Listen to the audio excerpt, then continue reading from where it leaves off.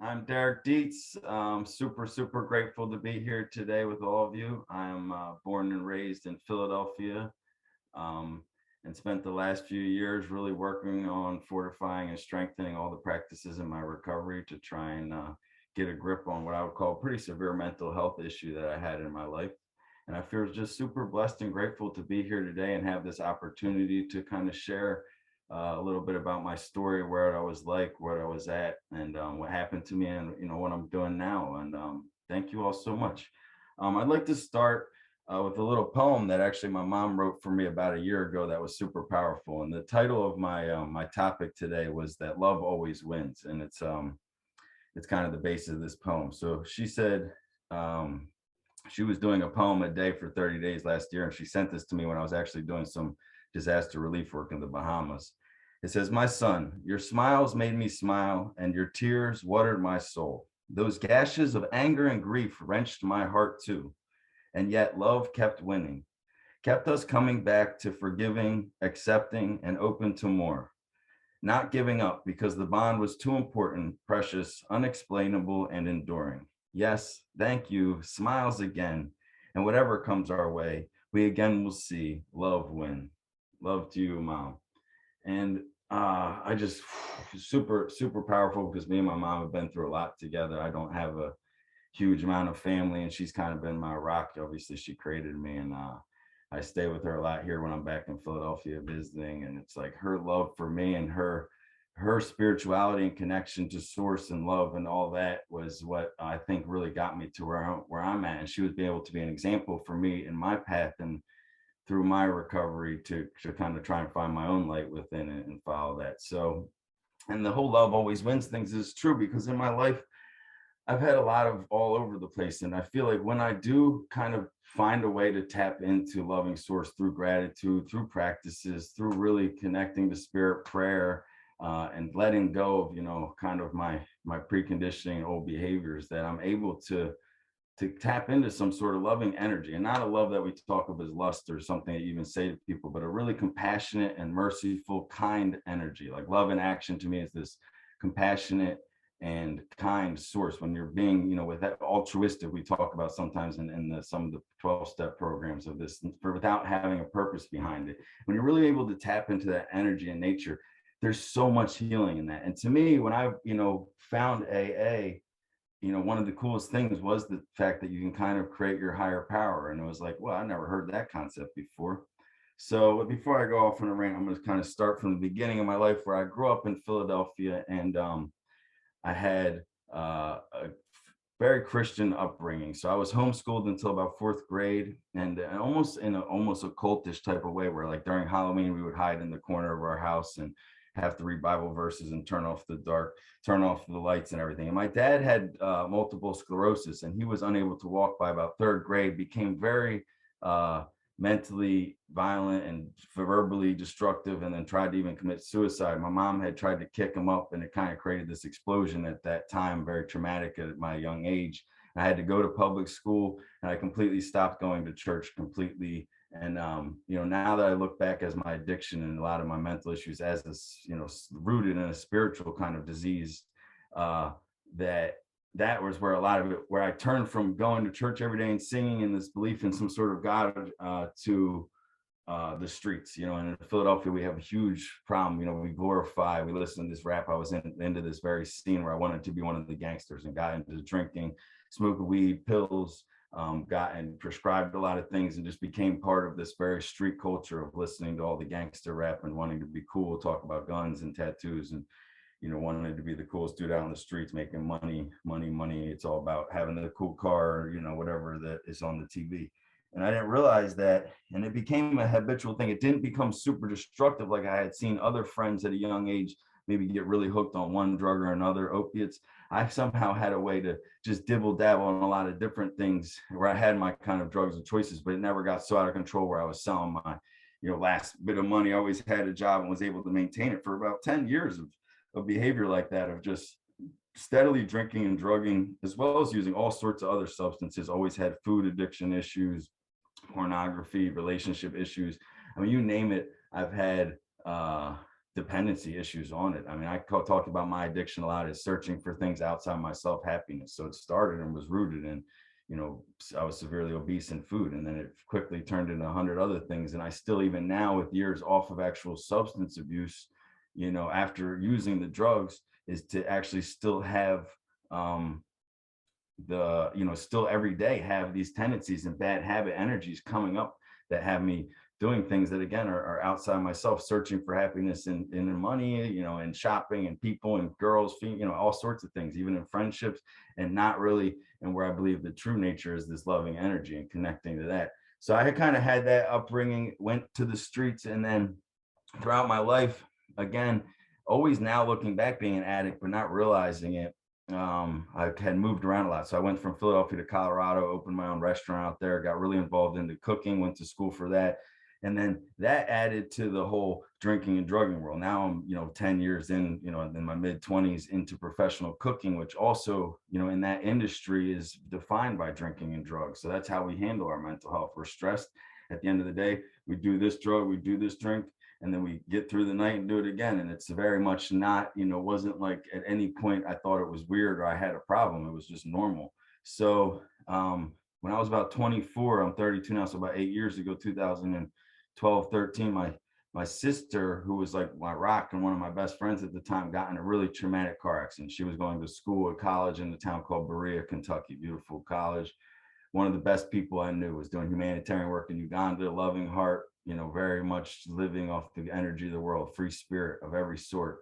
One of the nicest people I ever met. Got into a tragic car accident, one car on her way to school in the morning, and got traumatic brain injury. So we got a call. I was in my restaurant in Colorado, doing my like weed growing thing or whatever, restauranting. Again, not super drugged up, like a terrible, but still an addict and having all these tendencies, not realizing, and got this call.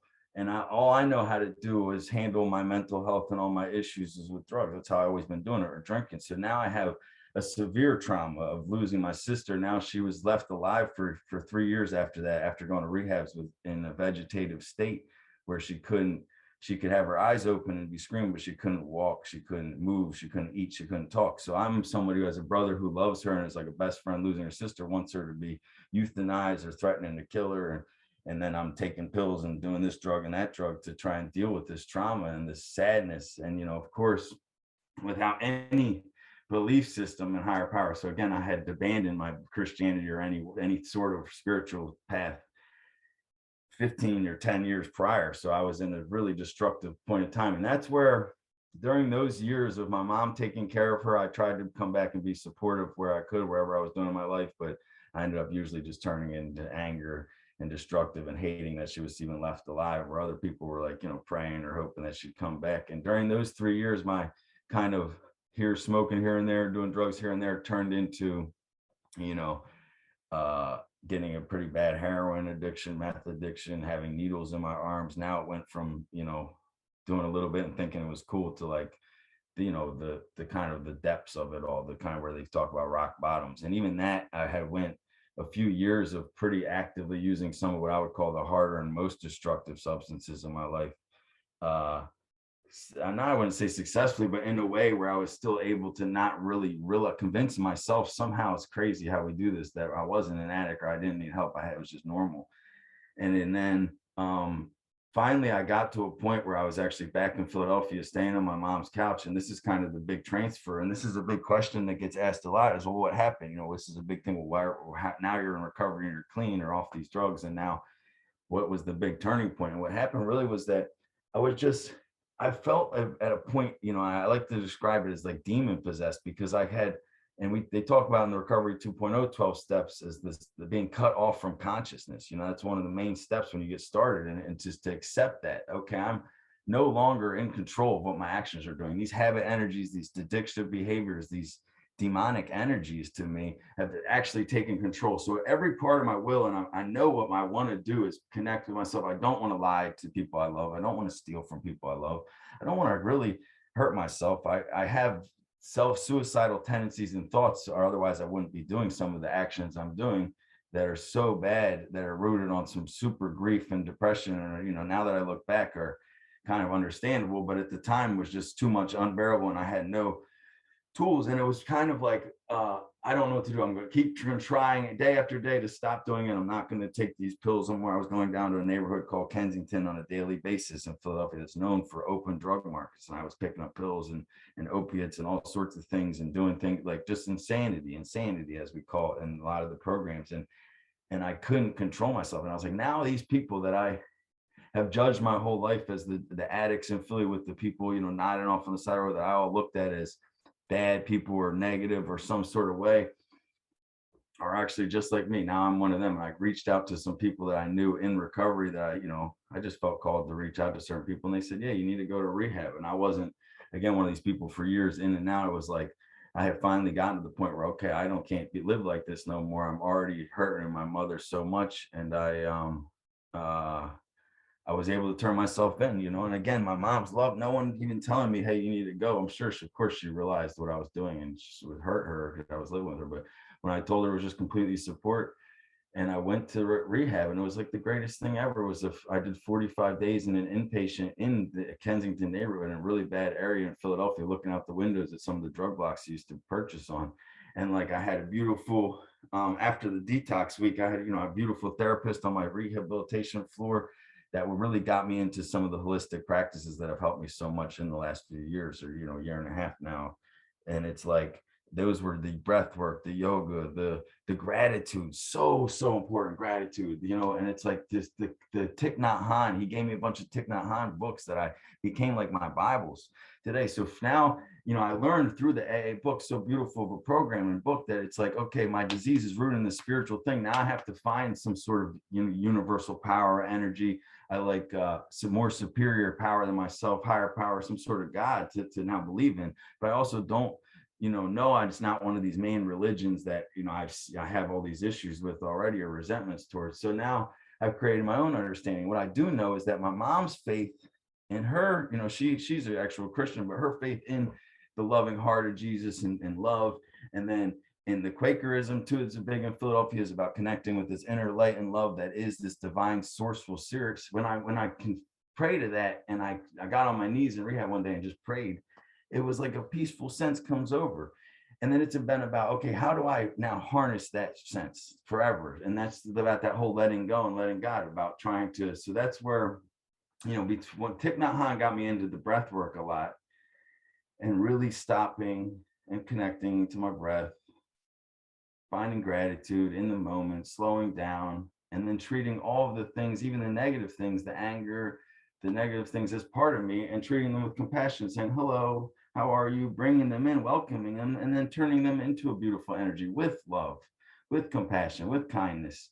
And then getting into yoga practices, and then even eventually going on and going to get my teacher training. I went to Ecuador. It was like this whole connection of how all these different practices that were helping me were able to kind of, were actually the same, where it's like you're trying to get in unified, this whole idea of unity with this loving energy inside of us. And I went to a really, really beautiful, I feel like it was all, again, this divine kind of energy working for me when I'm connected to source, or working my my path I'm supposed to be on. It just kind of works out the way it's supposed to. I went to this beautiful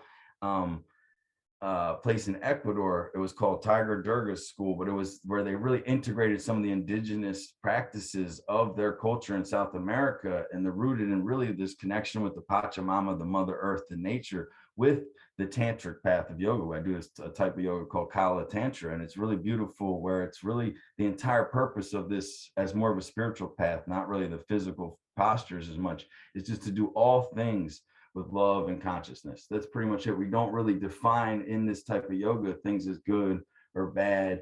We just believe that all this human experience is divine. So then to be able to go back to some of the terrible things that have happened, like stealing from loved ones, and again, her kid doing self-destructive, suicidal things, I can find, wow, well, how beautiful, there's beauty in that. Yeah, of course it's terrible, but also now I can see the next person that's doing that, which there's so many of them in the streets. And instead of looking at them like I did for so many years, and like most of the people I know look at these people as people that are useless or bad or any sort of thing like that, is they're another human that's struggling just like me, and we're all actually exactly the same. We're all united in something much more stronger. And that when we create these loving energies and these forces in us, that's where the healing can happen. And that's how it's been such a big thing in my life. And it's like, for me, after I was done my yoga training, I got into Y12SR, because this is where, again, I had these kind of rooted in these beautiful, I had my practices. Okay, the breath work and the Thich Nhat Hanh meditation practice is huge. And then getting into yoga and creating a daily practice, a sadhana, as we like to call it, of something that you just make it. Now you're rebuilding your subconscious behaviors and your habit energies to now have positive sort of habits. So now when I wake up in the morning, instead of a Newport, which used to be my habit, I'm able to do some pranayama and some breathing work. So it's like a beautiful transfer. But again, it's really about making all these things habits so that they become engraved and become part of me.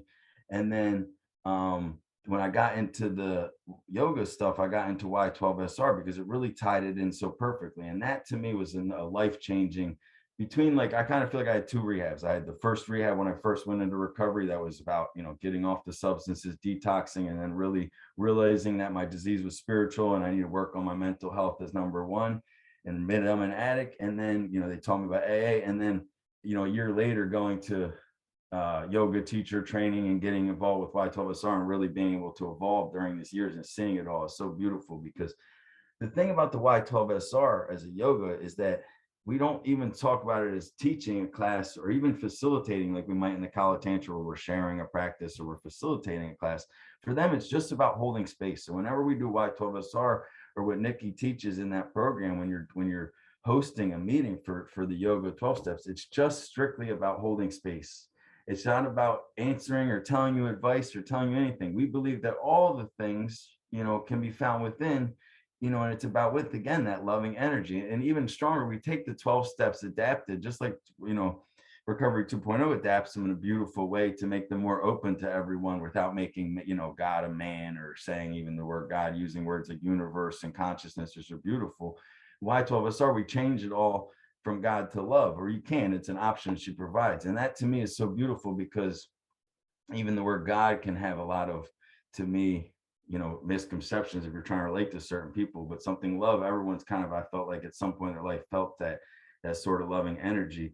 And I also believe it's the most important energy. That's where, especially when you start doing with self-love and really learning to, practice that every day, where you're really able to start growing and healing. So that's kind of where the big thing of that, I kind of went through what happened to me, some of the traumas where I was really, into these abuses, and then kind of what had happened to me to then get to the points in the practice that have helped. And then another big thing that I must say, I kind of always touch on, and I think is so important when I do talk about the practices that help me the most, beyond the 12 steps, beyond the AA and the yoga, which are all super, super clutch and helpful in my development and in life. But the main thing too, another one that is really, really big, and this one I really got from Tommy, one video on YouTube, is the gratitude. And I think that gratitude is so powerful. And again, not as this phenomenal energy, but as a practice. Again, as just like we do our sadhana every day, and I'm sure a lot of people in recovery have heard different things about, writing gratitude journals or writing it, but to make it as a practice. And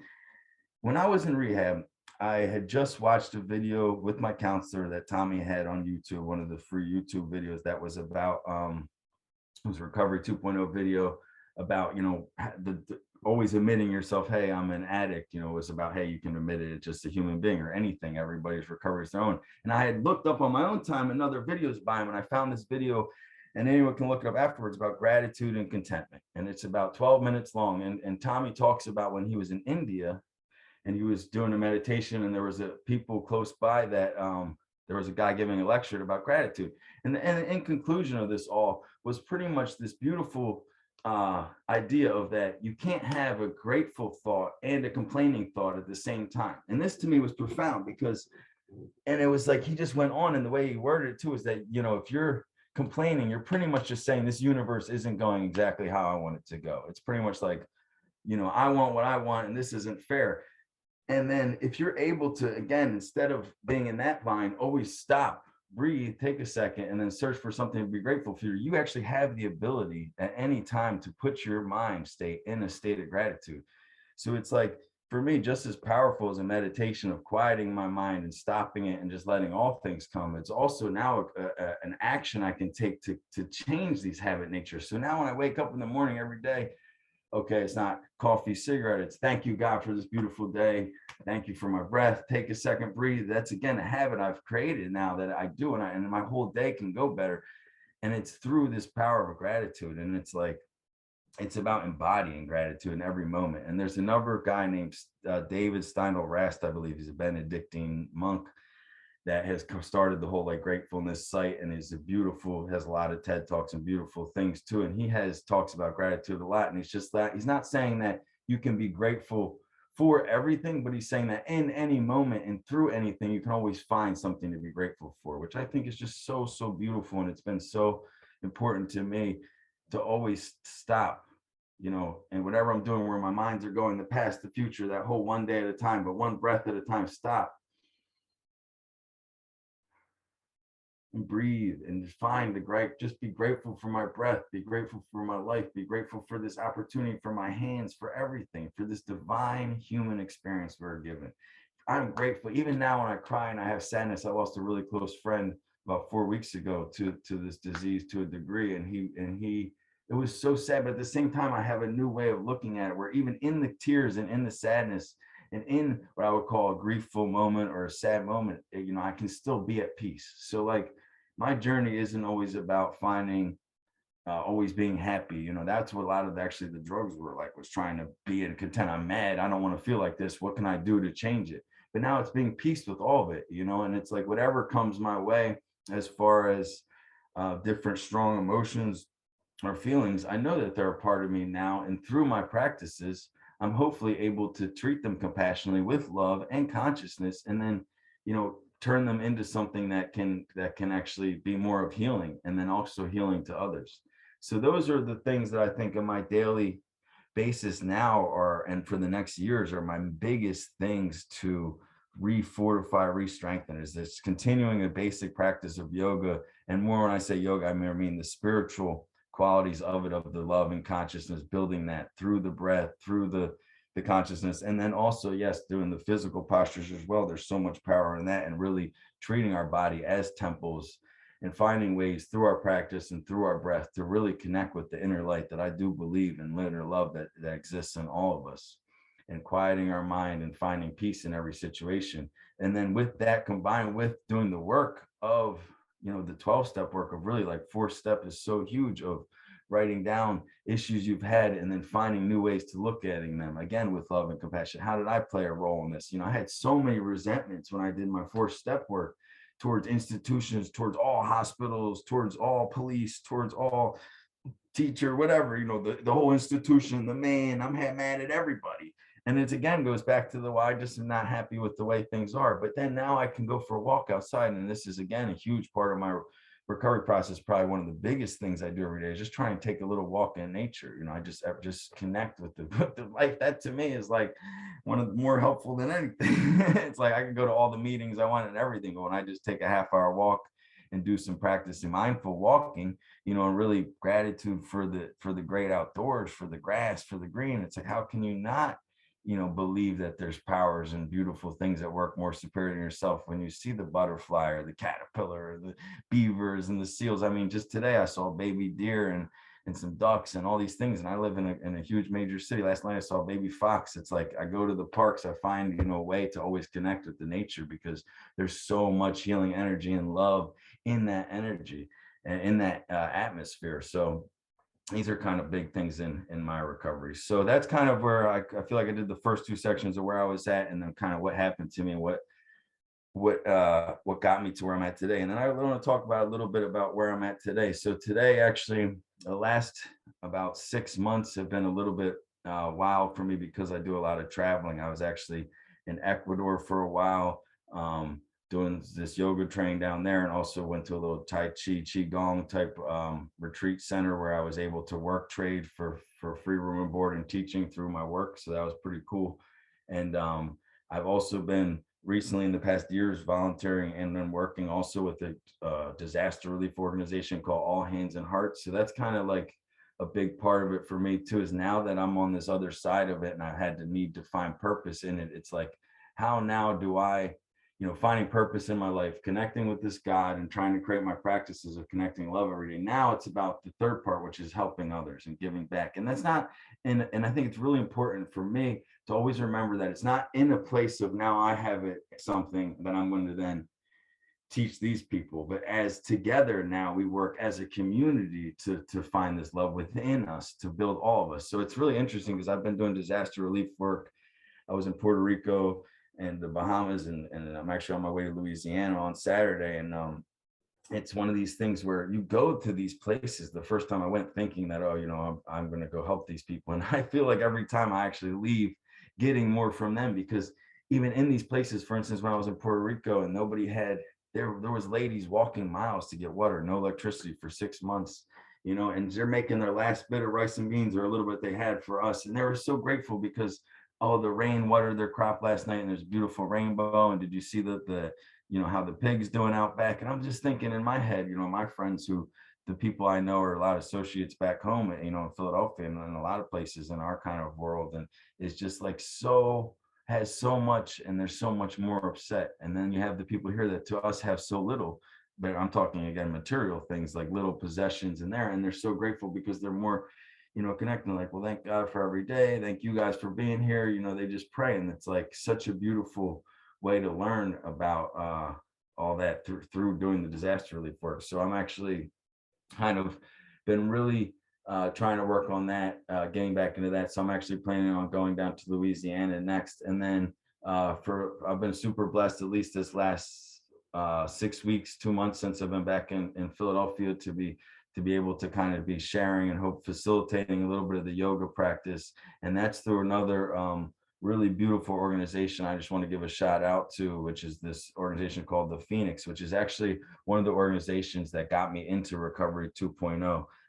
We did about a year ago, I watched a TED Talk, or maybe this was a little more than a year ago. I watched a TED Talk, and it was about this organization called the Phoenix MultiSports that had started in Denver, Colorado. And it was a bunch of guys, these are people in recovery, women and men, that were getting together to build sober, active community and just do things. And it wasn't rooted in the 12-step of recovery. It was just about building bonds and saying, hey, we're sober together. We can go mountain biking or hiking. We don't need to go play, if we want to go play stickball or baseball, we don't need to drink. We're going to do it as proud, people in recovery, and really support each other through that. And I just thought it was such a beautiful concept. And it's like, this is something, we need in Philly. And when I got onto the site, there wasn't a lot of activities going on here, but it's very spreading organization. But I was able to get onto some of their online Zoom meetings, just like I've done with Recovery 2.0 and Y12SR. And with the Phoenix, with them, they were doing a Recovery 2.0 book study.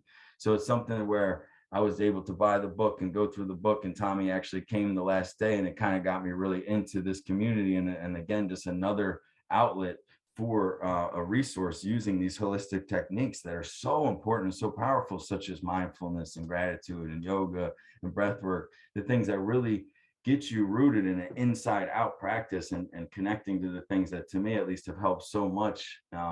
And Phoenix was just another outlet to that. So now they do all sorts of online yoga classes. Even here in Philadelphia, we have different CrossFit events, and in Jersey, lots of different beach yoga. So it's just a beautiful organization that, if no one's ever heard of the Phoenix organization, definitely look it up in your area and see if or get involved in the online community. And they do everything from CrossFit to chess to poem. And it's just such a beautiful thing that's been clutch in my recovery.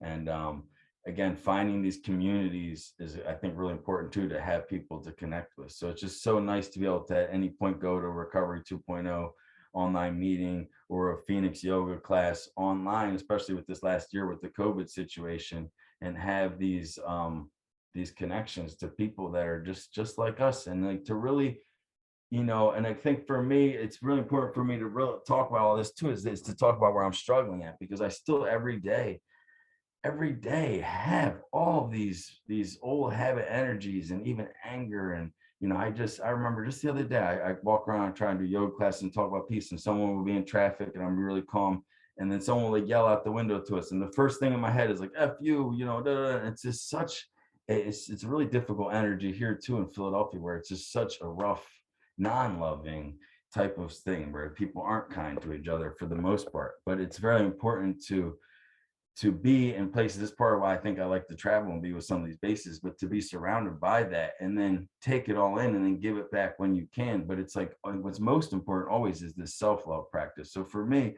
I can notice, and again, this is what I say with struggles, is going back to old, I wouldn't even say not even addictive behaviors, but just old behaviors that aren't in line with my current life path. So even the way you might talk about a certain subject or even certain type of people or and just being around, and even if I'm not involved or talking about it, being around other people like that can be super, super, I'm taking the energy and I'm feeding my soul with it. So it's like, for me, I think this is part of why in general, even though I love Philly and I have such a heart here, because of this is where I grew up and I have a lot of people that I have old habit energies and old behaviors with. It can be a difficult place for me to really stay for a long time because I am so important. There's nothing more important in my life right now than taking care of my own mental health. And I've been doing so well, and so finding this love and really connecting and finding peace. And I'm going to just say I'm happy all the time, but creating my daily sadhanas, my daily practices, and really working on myself and being at this beautiful state of mental, physical, and spiritual health that I've never been in, and now really fortifying these practices to then go back to these old behaviors or old environments and then feel those energies affect you differently than they did before. Well, like, well, now I'm not really aligned with this, but I continue to do it. And then I can even, again, try to work on this where I say, okay, I don't want to do it. This isn't what I'm aligned with. And I continue to see myself do these patterns and go on about it. It's again, where you're not 100% connected. So it's really interesting to see,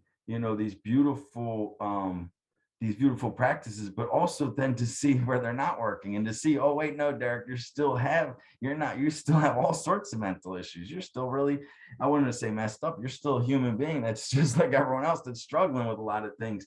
But now you have this source of love that's more important, that you can treat these things coming up, with compassion. So another thing that I struggle with, for instance, is still to this day is food. And food is something that, we talk about all these addictions. When you compare it to something like heroin, it will never get, or even alcohol or some things like some of these, uppers, they never get the same credibility. Every food is everywhere. It's very easy. But for me, as someone who at a young age, with severe obesity, I still can find myself at certain times binge eatings or eating these sugar things and just finding myself in these situations.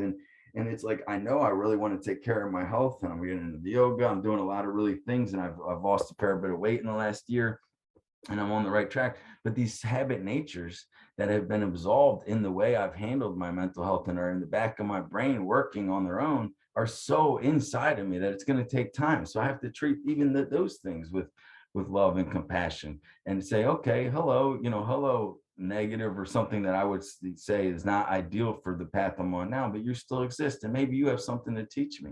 And I think that it's so important to, even Nikki's message when she did her thing on here about, 2 weeks ago was the struggle is what made me. So it's this whole idea of those bad things now that I could say are bad, that I'm saying are negative, or I want to put these stereotypes to drug addiction, food, obesity, these things that are, I would call unhealthy and I would say bad in general and in rational speaking terms, actually can be looked at as divine as well. And that's kind of the tantric philosophy a lot is, okay, it's everything, even the negative things are divine. And a lot of it can say, well, how can these, you can always, argue where these things are so bad, certain issues are so bad, how can it be good? But I would say that there's ways to find, and just like you can always search for gratitude, but find some sort of loving and beautiful things in all of it. So it's just, it's really a matter of, again, for me, just trying to continue my practices and develop new ones and to find the things that really help me, stick with community, and then also really being loving and compassionate to myself who's still not perfect and will not be for forever, and to just continue working on these, and then also to remember that you can't keep it without giving it away. So that's like, again, a really, really important thing for me to be involved. And it doesn't have to be necessarily in recovery or substance abuse, but we're in some sort of service. So like, again, my career path has been cooking for 15 years for hotels, restaurants, money making, not for humanitarian type of things, not for people struggling, for money, which now to me is something that I'm really not attracted to at all, being in that type of environment. Now I want to make sure that whatever I'm doing is in line with my purpose and in this inner light and is of service to whatever that means. And it doesn't have to be like, I have to be with this sort of nonprofit or working for recovery, but just that I'm with loving, it can be with children or help and teach, anything, just, but in a place and environment that is built around a loving energy. So now that has become, a priority, I had to make some major changes, such as, the career path. So that's kind of where I'm at now, doing the disaster relief, and also trying to see where maybe I can find a way to integrate my love for wanting to be in sort of helping others, and my love for food and cooking, but also in a way that can also be in a humanitarian or service oriented type of field. So that's kind of moving forward. I think in the next years in my life will be interesting to see, how the God of my understanding, the energy, and how my path ends up unfolding, where I can somehow maybe infuse the yogic, even yogic diet, trying nutrition, health type things, really a loving type of, mental health, treating yourself with self-love, but then also my experience in the culinary arts and my training with food for so long, and I went to school for it, and my craft that I enjoy, but not in a destructive atmosphere. So I think it's 40 minutes. I um I feel like I want to end here. Yeah, thank you all so much for attending and listening. I hope I got something. So we're just going to end this with a little recovery 2.0 prayer. Universe, put us in the places that you want us to be, with the people you want us to be with, doing the things you want us to do. Thank you for the joys and challenges of our lives. Amen, Satnam, and Namaste. Thank you all so much. Thank you, Tommy. Thank you, community. One love, everyone.